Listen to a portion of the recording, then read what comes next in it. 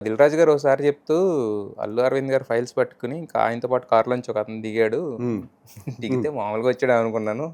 Rights కొన్నాడు. మీకు గోదావరోళ్ళు మామూలోళ్ళు కాదన్నారు కదా! యాహ్! నాకు బాగా గుర్తండి. అంటే పాలకొల్లు హైర్ ఎయడానికి గాని బన్నీ గారు రికమెండ్ చేశారు. రికమెండ్ చేయించు రికమెండ్ చేశారు. ఆ! వాసుకి ఇవ్వండి హైర్ పాలకొల్లు అంటే, సరేరా అని చెప్పి అప్పుడు వేరే డిస్ట్రిబ్యూటర్ ఉండేవారు. ఆయనకి దగ్గరికి పంపిస్తే అతను చాలా ఎక్కువ చెప్పాడు రేటు. హ్మ్. చెప్తే నేను మళ్ళీ వెనక్కొచ్చాను దిల్ రాజు గారి దగ్గరికి. వస్తే "అన్న ఇంత చెప్తున్నాడు. నువ్వు ఒక మాట చెప్పన్నా" అంటే, "అరేయ్! ఓ పని చేయరా నువ్వు డిస్ట్రిక్ట్ చేసేసుకో" అన్నాడు ఆయన. హ్మ్. నాకు అప్పటికి నిజంగా అంత ఏం తెలీదు కూడా. అంత ఇంకా బిజినెస్ అంత నాలెడ్జ్ లేదు. హ్మ్. అంటే, అంటే టైం అంటారు చూసారా? అవునవును. అప్పట్లో డిస్ట్రిక్ట్ చేసుకో అంటే నేనున్నాను కదా! ఎనకాల ఏదైనా తగ్గినా కూడా నేను చూసుకుంటాలే. నువ్వు బిజినెస్ చేస్తే సరిపోతదన్నారు. హ్మ్. అంటే మీరు నమ్మరు ₹45 ఎంత అడ్వాన్స్ ఇచ్చాను దానికి. అంటే లేచేటప్పుడు రూ. 45 అడ్వాన్స్‌తో స్టార్ట్ అయింది. ₹45 అడ్వాన్స్ ఇచ్చా.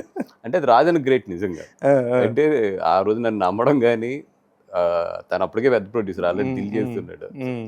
నవ్వుతూ ₹45 తీసుకొని సరే తర్వాత పంపించు డబ్బులని చెప్పి ₹45 తీసుకున్నాడు ఫస్ట్. హ్మ్.